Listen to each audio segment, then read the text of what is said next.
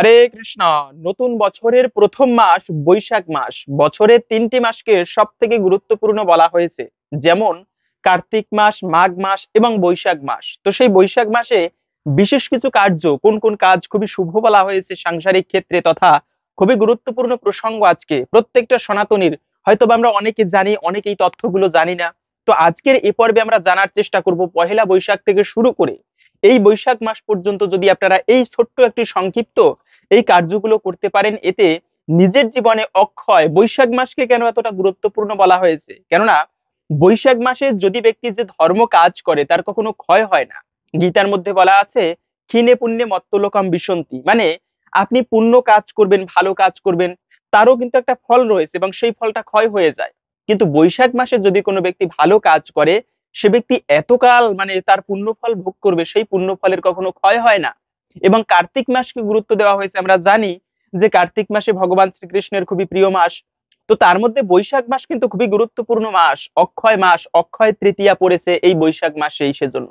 তো আজকের এই পর্বে আমরা সেই গুরুত্বপূর্ণ তথ্যগুলো জানার চেষ্টা করব। প্রত্যেককে অনুরোধ জানাচ্ছি, আজকের এই পর্বটি একটা বিশেষ গুরুত্বপূর্ণ জানার মতো তথ্য হতে চলেছে, পর্ব হতে চলেছে। তাই সকলকে স্বাগতম জানাচ্ছি আমাদের এই ধর্মীয় তথ্যমূলক চ্যানেলে। আমরা চেষ্টা করি এরকম সনাতন ধর্মের গুরুত্বপূর্ণ তথ্যগুলোকে আপনাদের সাথে উপস্থাপন করতে, শেয়ার করতে। তাই আসুন আগামী কিছুক্ষণ সময় একসঙ্গে ধৈর্য ধরে আজকের এই গুরুত্বপূর্ণ তথ্যগুলো জেনে নেই। আশা করছি এই তথ্যগুলো আপনাকে অবশ্যই সমৃদ্ধ করবে। এবং স্কিপ না করে, অনেক সময় স্কিপ করে যায়, গুরুত্বপূর্ণ তথ্যগুলো মিস করে যায়। তো স্কিপ না করে শুরু থেকে শেষ পর্যন্ত ধৈর্য ধরে এই তথ্যগুলো জেনে নেন। দেখেন, প্রথমত বলা হয়েছে বৈশাখ মাস মূলত আগামী 14ই এপ্রিল রবিবার থেকে বৈশাখ মাস শুরু। এটা হচ্ছে জলধারা।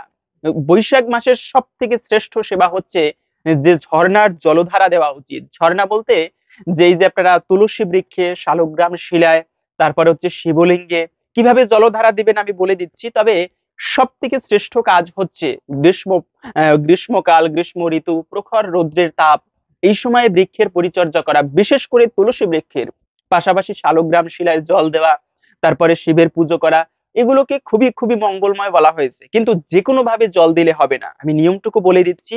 খুবই ভালো, আপনারা প্রত্যেকে করবেন। এবং জানি আমরা প্রায় সকল সনাতন ধর্মাবলম্বীদের বাড়িতে দেখে থাকবেন এই বৈশাখ মাসে সুন্দর করে তুলসী বৃক্ষে জল দেওয়া হয়, জলধারা দেওয়া হয়। হ্যাঁ, এটাকে খুবই মঙ্গলময় বলা হয়েছে। এবং প্রথমত বলে দিচ্ছি জল দেওয়ার নিয়ম কি। তুলসী বৃক্ষে আপনারা প্রথমে জল দিবেন।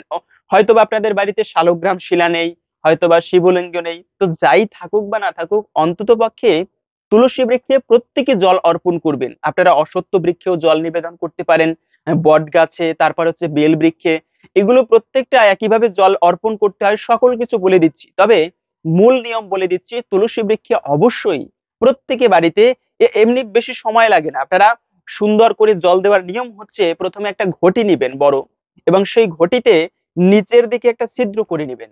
সেখানে সলতে দিয়ে, সলতের মতো দিয়ে উপরে জল দিলে ভিতরে টপ টপ করে ফোঁটা ফোঁটা জল পড়বে, এবং সেই জল তুলসী বৃক্ষের উপরে পড়বে।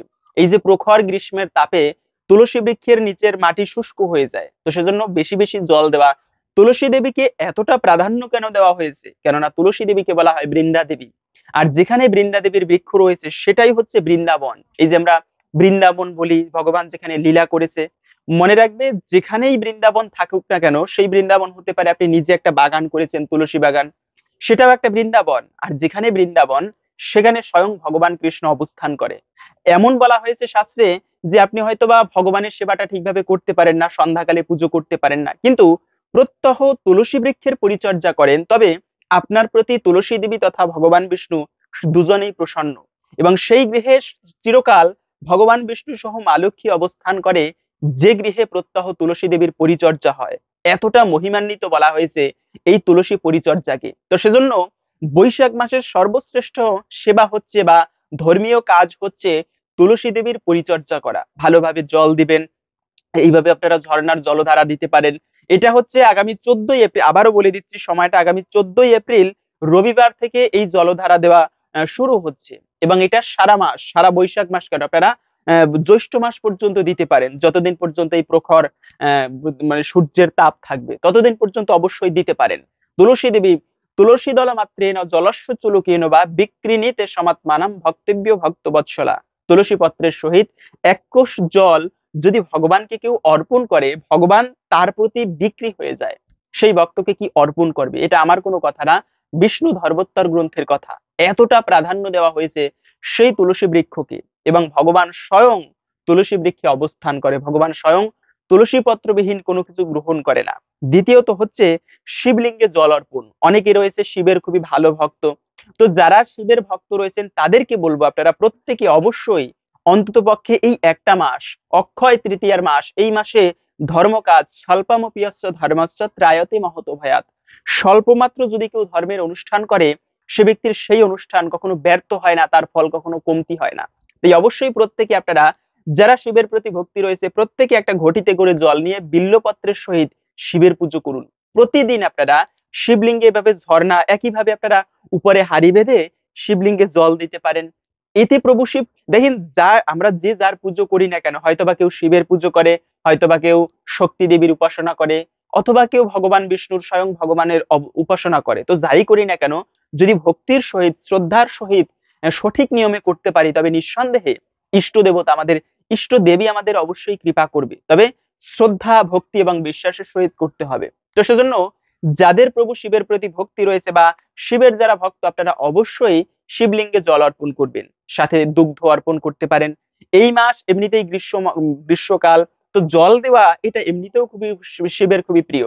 তো বিশেষ করে মায়েরা আপনারা এই জল দিতে পারেন। এবং আরেকটা হচ্ছে যে শালগ্রাম শিলায় জল অর্পণ। শালগ্রাম শিলা মানে হচ্ছে, এটা কিন্তু খুবই গুরুত্বপূর্ণ। আগের যুগে, আজ থেকে কিছু বছর পূর্বেও মানুষ এই শালগ্রাম শিলার বেশি সেবা করতে, পুজো করতো। প্রত্যেকটা ভক্তরা, বিশেষ করে ব্রাহ্মণদের কাছে এক একটা শালগ্রাম শিলা থাকতো এবং তারা পুজো করত। এবং এই শালগ্রাম শিলার 5 বেলা পুজো দেওয়া উচিত। তো সেই শালগ্রামের যারা পুজো করেন, এখনো অনেকে করে, অনেক ব্রাহ্মণেরা। তো আপনারা অবশ্যই যারা শালগ্রাম শিলার পুজো করেন, তারা প্রত্যেককে বলবো আপনারা শালগ্রাম শিলায় জল নিবেদন করবেন। তবে সবার কাছে শালগ্রাম শিলা নেই, যাদের কাছে নেই আপনারা অবশ্যই প্রত্যেকে তুলসী বৃক্ষ রোপণ করবেন। অনেকে বলতে পারেন আমাদের বাড়িতে তো তুলসী বৃক্ষ নেই, তবে এই এখন থেকে আপনারা একটা তুলসী বৃক্ষ রোপণ করে পরিচর্যা করুন ঠিকভাবে, তাহলে অবশ্যই তুলসী বৃক্ষ জন্মাবে। এবং সেই তুলসী বৃক্ষের পরিচর্যা করুন। দেখেন, তুলসী দেবীর পরিচর্যা করলে ভগবান খুবই খুশি হয়, আর ভগবান যার প্রতি প্রসন্ন হয়, তার জগতে কোনো অভাব থাকে না, দুঃখ দারিদ্রতা থাকে না। এবং বলা হয়েছে, যদি বাড়িতে তুলসী বৃক্ষ মারা যায় তবে কি করবে? তুলসী বৃক্ষ মারা যাওয়া, শুকিয়ে যাওয়া, এটা এটা ততটা শুভ নয় বা ভালো বলা হয়নি। যদি বাড়িতে তুলসী বৃক্ষ থাকে এবং সেই বৃক্ষটা মারা যায়, তবে চেষ্টা করবে বৃক্ষটাকে তাড়াতাড়ি উপড়ে ফেলে সেই বৃক্ষটা জলে ভাসিয়ে দিতে, গঙ্গায় অথবা দূরে কোথাও, অথবা সেই তুলসী কাষ্ঠ সংগ্রহ করে আপনারা জপমালা, কণ্ঠিমালা করতে পারেন। তো এইভাবে তাড়াতাড়ি সেটাকে উঠিয়ে ফেলবে। মৃত বৃক্ষ বাড়িতে রাখা উচিত নয় কিন্তু। এবং আরেকটা বিষয় হচ্ছে, অপবিত্র অবস্থায় অনেক সময় মায়েরা বিশেষ অপবিত্র অবস্থা, আশা করি বুঝাতে পেরেছি যে কি বোঝাতে যাচ্ছি। তো সেই বিশেষ অপবিত্র অবস্থায় মায়েরা ভুলেও কখনো তুলসী বৃক্ষে জল অর্পণ করবে না। এবং কোন দিনে বা কোন সময় এই জল দেওয়া যাবে না, মনে রাখবে, দিনের সন্ধ্যার পরে, সন্ধ্যাকালের পরে কখনো ভুলেও তুলসী বৃক্ষে জল অর্পণ করা যাবে না। এটা ভালো করে মনে রাখবেন। এবং আরেকটা বিষয় হচ্ছে যে অশ্বত্থ গাছে, অনেক সময় বাড়ির পাশে অশ্বত্থ বৃক্ষ থাকে, তো সেক্ষেত্রে আপনারা অশ্বত্থ বৃক্ষেও জল অর্পণ করতে পারেন।